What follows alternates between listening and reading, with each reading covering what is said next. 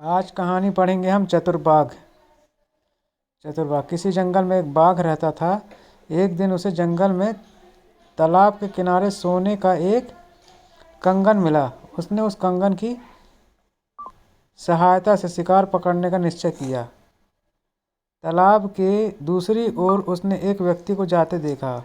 उसे देखते ही बाघ के मुंह में पानी आ गया। बाघ को एक युक्ति सूझी। वह जानता था कि मनुष्य लोभी होता है।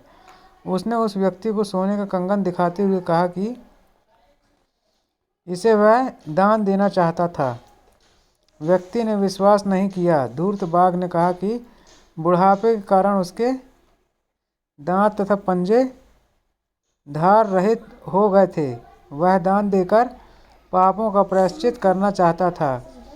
वह तालाब में नहाकर कंगन ले जो ही वह व्यक्ति नहाने के लिए तालाब में गया, बाघ ने उसे उछलकर दबोच लिया। उस व्यक्ति को समझ आ गया था कि लोभ में आकर बाघ पर भरोसा करना उसकी बहुत बड़ी भूल थी। शिक्षा: लोभ सदा विनाश का कारण बनता है, इसलिए लालच नहीं करना चाहिए, लोभ नहीं करना चाहिए। लोभ को लालच कहते हैं अपन, ठीक है। अगली कहानी है कौवा और हिरण की मित्रता की, ठीक है। एक कौवे और हिरण में गाढ़ी मित्रता थी। एक कुटिल सियार हिरण को खाना चाहता था। कुटिल मतलब बेईमान, ये बोल सकते हो। खाना चाहता था। उसने हिरण की ओर मित्रता का हाथ बढ़ाया। हिरण उसकी बातों में आ गया और उसने उससे मित्रता कर ली। एक दिन एक शिकारी ने हिरण को पकड़ने के लिए जाल बिछाया। हिरण उसमें फंस गया। सियार उसकी सहायता करने की जगह शिकारी के जाने की सहायता करने की जगह शिकारी ने जाने की छिपकर प्रतीक्षा करने लगा। कौवे ने अपने हिरण मित्र को जाल में फंसा हुआ देखकर उसे एक युक्ति सुझाया। उस युक्ति के अनुसार हिरण सांस रोक कर लेट गया। शिकारी ने उसे मरा हुआ समझकर जाल हटाया। जाल हटते ही हिरण उठा और भाग खड़ा हुआ। शिकारी ने एक छड़ी हिरण की ओर फेंकी, किंतु वह छिपे हुए सियार को जा लगी, है ना। शिक्षा: मित्र का चयन बहुत सावधानी पूर्वक करना चाहिए। देखिए मित्रता ने यहाँ पर बचा लिया, है ना। इसलिए मित्र का चयन सावधानी पूर्वक करना चाहिए। चलिए अगली कहानी है साधु का समाधान। एक गांव में एक साधु रहता था। बहुत सारे लोग उससे समय समय पर आशीर्वाद और सलाह लिया करते थे। गांव में भिक्षाटन में मिले हुए भोजन से ही वह अपना पेट भरता था। खाने के बाद बचा हुआ भोजन वह मटके में डालकर वह छत से लटके हुए सेहकर पर रख देता था। एक दिन उसने एक चूहे को मटके से खाना चुराते हुए देख लिया। इसको देख लिया, चूहे को, है ना, मटके से खाना चुराते हुए। वह उसे भगाने की बहुत चेष्टा करता, पर आंख बचाकर वह चूहा ऊपर पहुंच ही जाता था। एक दिन एक सज्जन साधु से मिलने आया। उसने देखा कि साधु हाथ में एक छड़ी लिए बैठा थोड़ी थोड़ी देर में उसे पटकता रहता था। एक चूहा बिल से निकलता और ठक ठक की आवाज़ सुनकर भाग जाता था। वह सारा माजरा समझ गया। उसने साधु से चूहे के बिल को ढूंढकर उसे ही नष्ट कर देने के लिए कहा, क्योंकि मूल समस्या चूहा था। उसका घर छोड़कर भागना ही अच्छा था। शिक्षा: समस्या का निदान मूल कारण को नष्ट करने में ही है ना। मूल कारण मतलब मुख्य कारण। समस्या को यदि निपटाना है तो उसके मुख्य कारण को ही खत्म करना होगा। अगली कहानी है अंधा गिद्ध और बिल्ली की। है ना। चलिए, एक अंधा बूढ़ा गिद्ध एक पेड़ के कोटर में रहता था और पेड़ पर रहने वाले पक्षियों के बच्चों की रक्षा भी करता था। एक बिल्ली की नज़र बच्चों पर थी। उसने गिद्ध के पास आकर अपनी तारीफ करी और कहा कि वह महान ज्ञानी है, अपनी ज्ञान भरी बातें उसे भी बताएं। गिद्ध उसकी बातों में आ गया। बिल्ली प्रतिदिन आती, एक एक कर बच्चों को खाती, गिद्ध की बातें सुनती और हड्डियां कोटर में डाल जाती। प्रतिदिन बच्चों को गायब होता देख पक्षी संशयित हुए मतलब संशय मतलब शक हुआ उनको, है ना। वे गिद्ध को अपनी चिंता बताने गए, है ना, गिद्ध को अपनी चिंता बताने गए। कोटर के भीतर उन्हें हड्डियों का ढेर मिला। उन्होंने गिद्ध को ही दोषी समझकर उस पर हमला कर दिया। दूर बैठी बिल्ली यह सारा दृश्य देख रही थी। वह चुपचाप वहां से भाग गई। इस कहानी से हमें शिक्षा मिलती है कि झूठी प्रशंसा सुनकर किसी की बातों में नहीं आना चाहिए, है ना। कुछ लोग जैसे झूठी प्रशंसा करके आपको फुसलाने की कोशिश करें तो उनकी बातों में नहीं आना चाहिए झूठी प्रशंसा सुनकर। चलिए अगली कहानी, नासमझ मित्र। एक गांव में 4 मित्र रहते थे। उनमें से 3 शिक्षित थे पर उन्हें समझ नहीं थी। चौथा मित्र शिक्षित न होते हुए भी समझदार था। एक दिन वे चारों एक जंगल से होकर जा रहे थे, तभी उन्हें शेर का एक कंकाल दिखाई दिया। तीनों शिक्षित मित्रों ने उस शेर को जीवन दान देने का निर्णय किया। एक ने कहा, मैं हड्डियों को व्यवस्थित करूंगा। दूसरे ने कहा, मैं उस पर रक्त और मांस डालूंगा। तब तीसरे ने कहा, मैं उसमें प्राण डालूंगा। इसके परिणाम से चौथे मित्र ने उन्हें सावधान कराया पर उन्होंने उसकी एक न सुनी।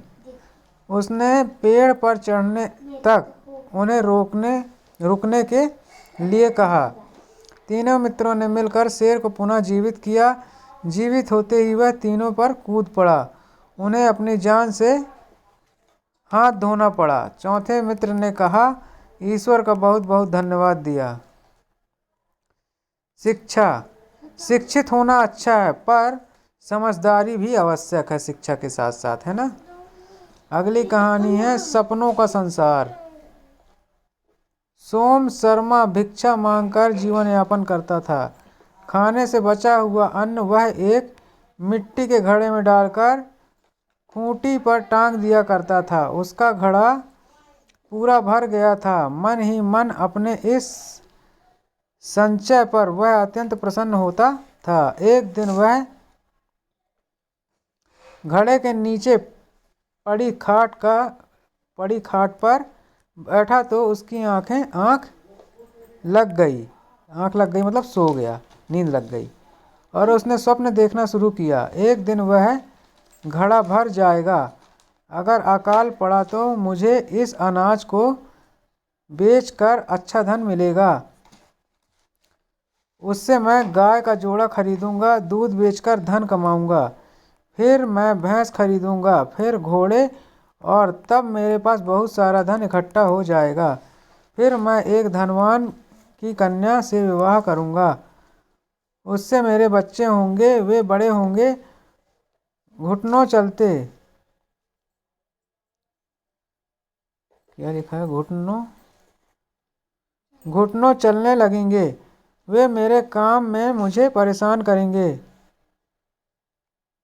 तब मैं उनकी छड़ी से पिटाई करूंगा। यह कहकर स्वप्न में ही उसने छड़ी उठाई और जोर जोर से घुमाया। छड़ी सीधी मिट्टी के घड़े में जा लगी। शिक्षा, हवाई किले नहीं बनाना चाहिए। हवाई किले, शिक्षा इससे ये मिलती है कि हवाई किले नहीं बनाना चाहिए। मतलब कुछ भी ऐसे हवा में नहीं सोचना चाहिए, मनगढ़ंत कुछ भी, है ना। चलिए अगली कहानी है, बुनकर। एक बुनकर को अपनी मशीन के लिए लकड़ी के खूंटे चाहिए थे। वह खूंटे के लिए लकड़ी लाने जंगल गया। ज्यों ही वह पेड़ को काटने ही वाला था कि उसे एक आवाज़ सुनाई दी। क्या सुनाई दी? कृपया रुक जाओ। उसने पूछा, तुम कौन हो? आवाज़ आई, मैं पेड़ की आत्मा हूँ, मुझे मत काटो। यदि तुम मुझे छोड़ दोगे तो मैं तुम्हें एक वर दूंगा। बुनकर ने कहा कि अपनी पत्नी और मित्र से सलाह कर वह वर मांगेगा। मित्र ने सुझाया कि उसे राज्य मांगना चाहिए। पत्नी ने कहा कि उसे 2 हाथ और 1 सिर अपने लिए मांगना चाहिए, जिससे वह अधिक काम कर अधिक कमा सके। प्रसन्न मन से उसने पत्नी का सुझाव वर के रूप में पेड़ से मांग लिया। पेड़ ने उसे वर दे दिया। वह 2 सिर और 4 हाथों वाला वन बन गया, है ना। 4 हाथ, 2 सिर और 4 हाथों वाला बन गया। लोगों ने इस रूप में उसे देखा तो उसे दैत्य समझकर डर गए। सबने उसकी पिटाई कर उसे गांव से ही भगा दिया। शिक्षा, सलाह भी ज्ञानियों से ही लेनी चाहिए, चाहे जिससे नहीं सलाह लेनी चाहिए, है ना। जो संबंधित ज्ञान में संबंधित चीज में महारत हासिल कर चुका हो या जो ज्ञानी हो, उसी से ज्ञान लेना चाहिए, चाहे जिससे ज्ञान नहीं लेना चाहिए। नहीं तो इसी तरह से उल्टा ज्ञान मिलेगा और फंस जाओगे उस ज्ञान में, है ना।